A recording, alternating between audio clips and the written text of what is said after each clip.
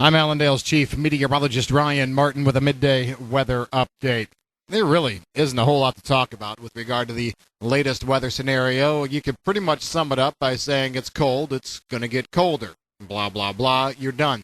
However, there are a few little stumbling blocks out there, a few nuggets that are of interest. First of all, let's talk about some temperatures this morning.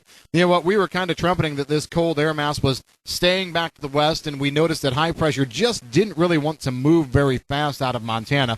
We've brought up the fact that, the coldest air in any Arctic air mass is near the center of the high pressure dome. And so what was interesting is we watched through yesterday afternoon and through last night, that high just didn't really want to move very fast. Lo and behold, some very cold air, colder than expectations, honestly, broke out over parts of the Intermountain West. Casper, Wyoming, 25 degrees below zero this morning. And there were lots of below zero readings through western parts of the Dakotas, down into northern parts of Colorado, single digits all the way down into the Oklahoma, Texas panhandle areas again. So, yeah, it's cold. But then again, what does it matter whether you're at 0 or 5 below with an Arctic air mass like this? Because on top of that, you've got wind going. And I actually think some of the wind conditions probably made life more miserable than the temperatures themselves. Going forward, eventually we're going to be seeing this high-pressure dome move east. The question is, how soon? When are we going to be able to see that? And right now it looks like it's going to be a slow go here as we go forward. As a matter of fact, I'm just not seeing a big push of this air mass eastward till maybe end of the day tomorrow. As it does, we're going to see the coldest air translate eastward. Right now, it's still centered basically over the plains. By comparison, the Corn Belt really isn't too bad. As we go into the weekend, a weak little surface trough still looks like it wants to try and move through. And as it does, it's going to bring a little bit of precipitation. Right now, models are saying probably a dusting to maybe an inch or two of snow across most of the Corn Belt. I'd put coverage there about 70%. But again, the snow amounts are going to be fairly minor. The amount of available moisture here, very, very minor. We're talking a few hundredths to a tenth or two. So that's why we're just not going to pile it up very quick. But it's going to be a decent little event as it rotates through. So we'll keep that top of mind. After that, a reinforcing shot of cold air does come in as we start off next week. And this one goes all the way down through the lower Mississippi River Valley.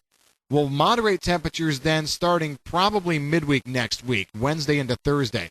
Now, it's been interesting to see how the GFS model, which was a very, very big proponent of warming us dramatically into the 22nd, 23rd, kind of backed off that a little bit, keeping colder air in over a large part of at least the northern half of the plains and through the Corn Belt. We'll see slight moderation from the extreme levels, but we're just not going to see a runaway warm-up where the GFS model still really is out to lunch, is trying to build another very big warming scenario in for the 26th, 27th. What's interesting here is I actually like how the models, and the European comes along and supports this, develop a good low coming into the Four Corners region around the 25th. So this could be one of those, and I'm using bunny ears here, classic winter storm setups. But I think the warm air surge ahead of it is probably overdone on the American model. The European probably is a little bit closer, but what it would do is, any significant warm-up that would see, if the GFS happened to prove right, would just fuel an even bigger snow event. So this is going in right ahead of the Thanksgiving holiday. It's going to be a period that we watch very, very closely.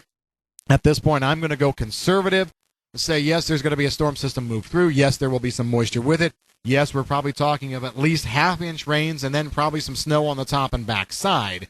But I guess I'm not going to turn it into a super monster just yet as we watch this thing develop. I really, really like how the European is handling things on a colder, drier, more conservative approach. We'll also say this. If the GFS would happen to be right, and we only bring this up because this is probably what you're going to hear people talk about. If it happens to be right, we would be talking about a Thanksgiving debacle along the East Coast and up into parts of New England.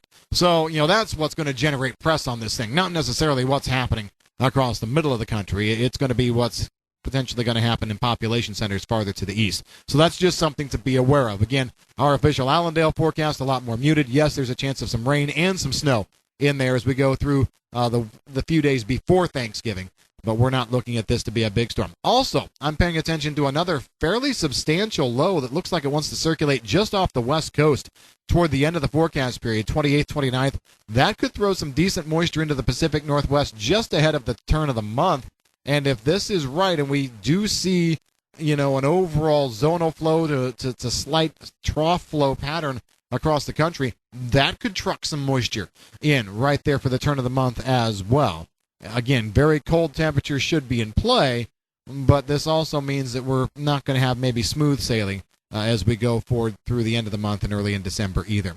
What about South America? Honestly, there was no significant change this morning. It's pretty boring in South America, especially in the hot button zones. Mato Grosso, that central north area, where, we were talking about planting. There's going to be windows of opportunity here going forward. I still am looking at having my eye on the south and southeastern part of Brazil and down into Argentina, purely because of temperatures. We're doing all right today, mid to lower 80s, but we are also looking at a front trying to work through as we go then. And as we go forward, we're going to be seeing more fronts coming through Argentina into southern Brazil toward the turn of the month. So some dryness probably from later this week and weekend on through next week in southeast Brazil and Argentina, but good moisture coming in toward the extended forecast period.